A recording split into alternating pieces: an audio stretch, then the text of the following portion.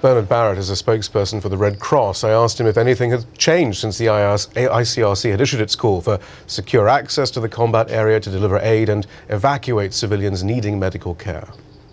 Unfortunately, no. The problem basically is that we have a ferry boat we've been using since the middle of February to evacuate the seriously wounded, the sick, and their families from this area and to bring in food. The last time we were able to use it was last Saturday.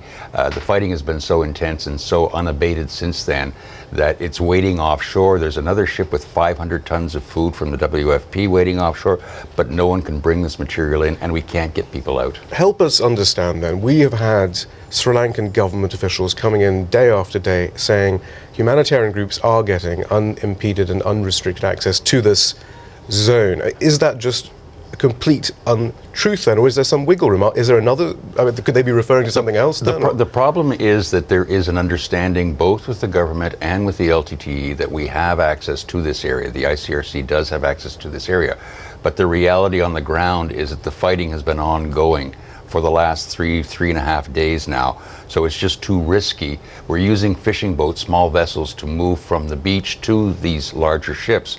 And we can't bring people out. We can't have the wounded lying on the beach while this fighting is ongoing around. So even if there is an agreement at the higher levels, the reality on the ground is very different. And is this boat then the only access the ICRC is getting to the zone, or are there other facilities as well? We have people who are in the zone and who are suffering the same as the civilians there, but the only access in and out right now is by boat, yes. And that's the only way we can evacuate people to hospitals.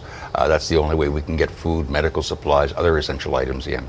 I mean, where are we then? Are we at the stage where, and of course the ICRC is thought of as a custodian of the Geneva Conventions and so on and so forth, is international humanitarian law being respected by either side, obviously, but perhaps most importantly by the sovereign government of Sri Lanka? We've been trying to pressure both sides in this matter, in the question of distinction of civilians, of protecting civilians, trying to keep them as much as possible out of harm's way, and ensuring that humanitarian agencies such as ourselves can provide them with the necessary relief. And this is something that we're raising with all sides in the conflict, with both sides. Again, I don't want to push you on that because I certainly don't want to jeopardize any negotiations, but I mean, should we, when we get another Sri Lankan government minister on, should we be saying, look, there are concerns that you are not respecting international humanitarian law right now? The problem right now is to be able to get help into these people, that there at least be a lull in the fighting, that we can get food, other material in, and that these people who are sick, that are wounded, there is no proper treatment for them in the area, to be able to get them out, and then in the fighting to respect as much as possible the distinction between combatants and civilians.